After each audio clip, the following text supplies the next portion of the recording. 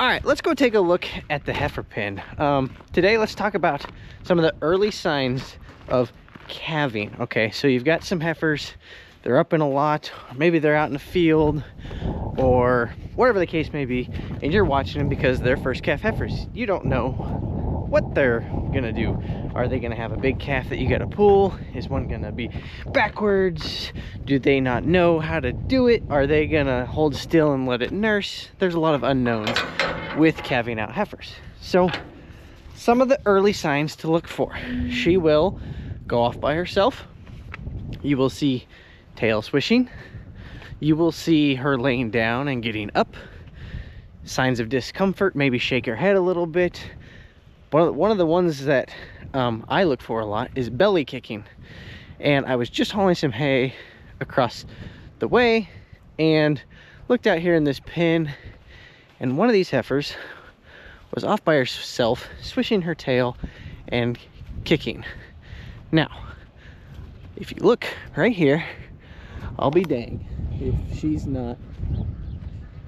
See that? She is contracting now. Yep. And if we look, we see 2 feet. Wonderful. And that was just in the amount of time I was right over there. I'm gonna back up over here so she's not so concerned with me. I was right over on that highway hauling hay past, and she was standing right where I am. So she's over there now. She was standing right where I was. She was switching her tail and kicking at her belly. And I was like, shoot, I'm gonna run inside and grab the GoPro. So I ran inside and grabbed the GoPro. So if you see those signs, those are early signs that a cow is about to start labor. She had probably been doing that prior to when I saw, but that was what I saw. And then sure enough, she went and laid down and is now having contractions. And as you can tell, the baby's already moved up and over and is on its way out. So hopefully we will see some more progress. I will keep you posted throughout this video. We have had to pull one of these. It was a very big baby. He probably weighed, I think we decided he weighed about 85 pounds, which out of a first calf heifer is a little on the large size. So now that we see feet, we want to see progress pretty quick. I'm gonna leave and we'll give her about maybe 10-15 minutes, and I'll come check on her again and see if we have any progress. But just thought I would give those tips, and we'll finish out the video with her progress.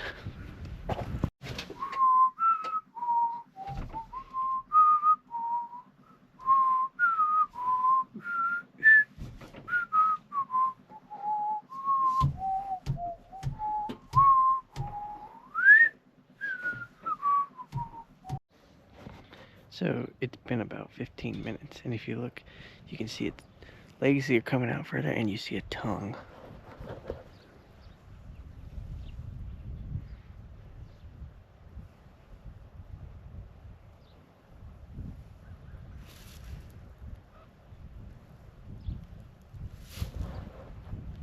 So I'm gonna call that progress, and I'll come back here in a few minutes and check and make sure. That does appear to be a pretty large baby, but we've got 2 feet and a tongue, so everything seems to be going normal. We just hope that Mama can get it pushed out all the way. They shouldn't need help, even on a bigger baby. But sometimes their pelvic cavity isn't as big as maybe it could be. That's why pelvic measuring is done. Although we don't pelvic measure because I've had to pull calves out of cows or heifers that pelvic measured safe and plenty big. So it's just not something we practice. I know a lot of people believe in it, and while on the law of averages it probably works, we just we don't worry about it. We just watch them and help them when we need to. So as soon as she calves, what we've been doing is we make sure that we get them up in here in a dry pen and make sure the calf nurses, and as soon as they're mothered up good and whatnot, we've just been kicking them out in the field over here, and that way they're not in this outdoor pen can get really muddy in a hurry. but with us moving them out, you know, there's less cattle in this outdoor pen, so that helps. And yeah, just check back here in another 10 minutes or so and see how she's doing. All right, the cavalry has arrived, and we have made the executive decision that since we're here and someone wants to go get Mexican food for lunch, and we're observing, especially since we had to pull that other one, it's been 45 minutes and she really hasn't made any progress. We're still just seeing the 2 feet and a tongue. God, you're gonna give somebody whiplash. Sorry, I'm trying to, you know. Anyways, so we're gonna go ahead and while we still can get her up and before it's too late, we're gonna go ahead and put her up in there and assist her. You know, like I said, she's probably been trying for like an hour. That's like, we don't want them to get tired, right? And get down, and then it's a real big issue. And especially since we had to pull one already, these calves are gonna maybe be a little bit bigger, and that's because I've been feeding them really good in the 3rd trimester. I was trying not to feed them too much, but the calves can really grow in the 3rd trimester if you feed them too well. Not to say don't feed your cows too well, but whatever. That's a whole different topic. So we're gonna try to get her up, and we'll just take it nice and slow and see, because like she's still trying, as you can see, and just not making it. She's pushing, but just not quite making it. So she needs a little bit of assistance, and rather than doing it out here, since the corral's right there, we'll just push her up in there. Christy. Oh yeah, but they're just stiff.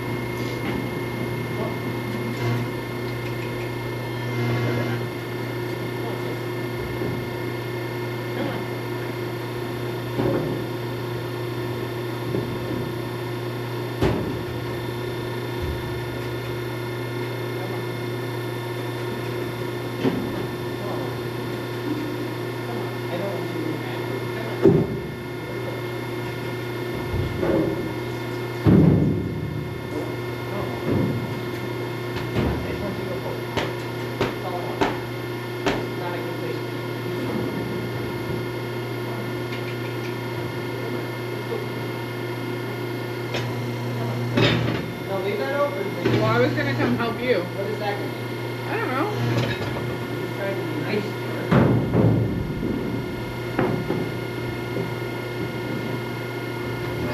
I agree. That was rude, wasn't it?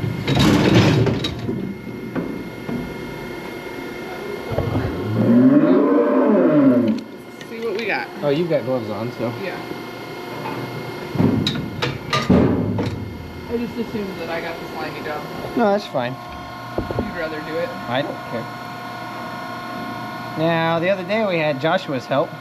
The trick with pulling one in the chute is if she goes down, she could choke. In this chute, not so much. A squeeze chute is not an ideal situation, but it works.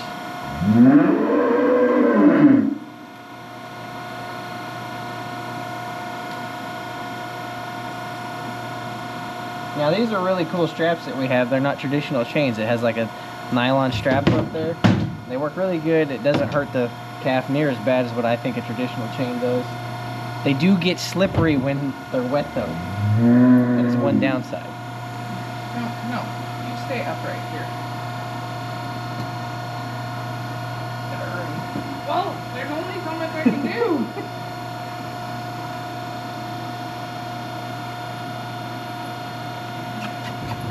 Stay up, Mama. Oh, she's gonna lay down. I thought I popped it off. Come on, Mama. Stand up. There you go. Good. Come on. I know. Push as hard as you can. I was hoping I could get it on those toes, but it popped off. So say, I don't know if you can see that, but she was trying to lay down in the chute, and that's when it's just nearly impossible. You gotta get these straps up above their hock. Yep. Which is hard to do.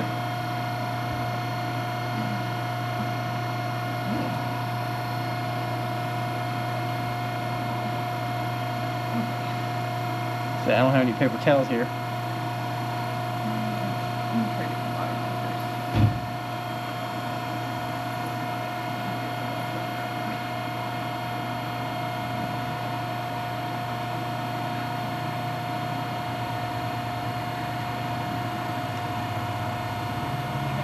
Yep. Not where we want it, but we can resituate it here in a second. This way needs to go towards you. There. Opportunity. Okay. That one's on. Yep. There we go. Now we got it where we want it. Alright. And when you're pulling, you want to start pulling back. Before you go down, you gotta try to keep it the same angle.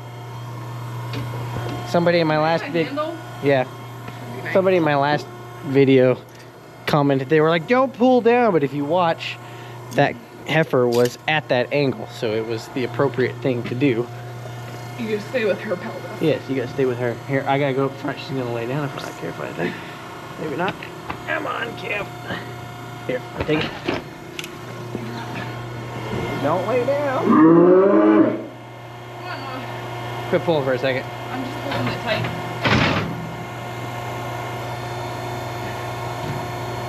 We've got like one big push.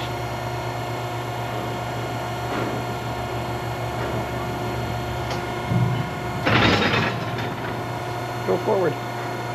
She's like, nope. Alright, I gotta set this down.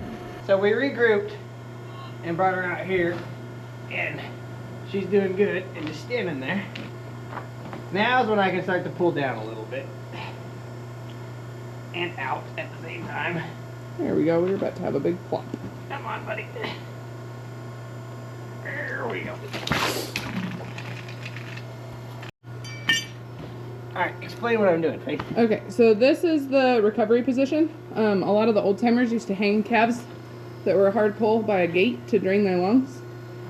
But all that ever really did was put a bunch of pressure on their lungs. So you put them kind of like they were in the womb, and it gives their lungs lots of space to fill up with air and catch their breath. Alright, we're gonna get out of the way. He looks pretty happy.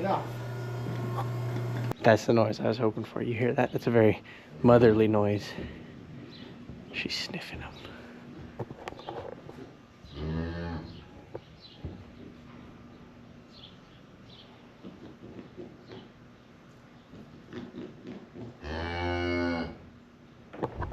Alright, I'm gonna get out of the way so hopefully she'll lick it off. That way we don't have to. It's always better if they lick them and clean them.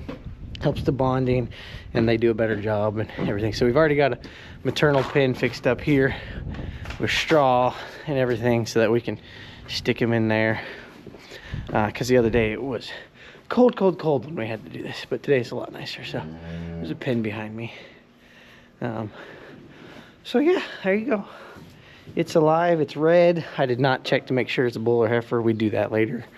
So anyways, basically what I was explaining about a cow going down in a squeeze chute is exactly what happened. She went down, and once they go down, they're not at the right angle. You can't pull them out. So what I ended up having to do was open the side chute, the side of the chute here. Thankfully she got right up, ran out here. I tried to hold her behind a gate, but she wasn't wanting to stay forward. So we were sitting there debating what to do next, and she put her head in that corner. I said, give me those chain hooks, and I started pulling, and I was putting enough pressure on her, she started contracting again, and then once they do that, they won't move. And then Faith came and got the GoPro, and you're caught up to that point. So thanks for following along. Stay tuned for more cow rescuing, because that's what we do around here.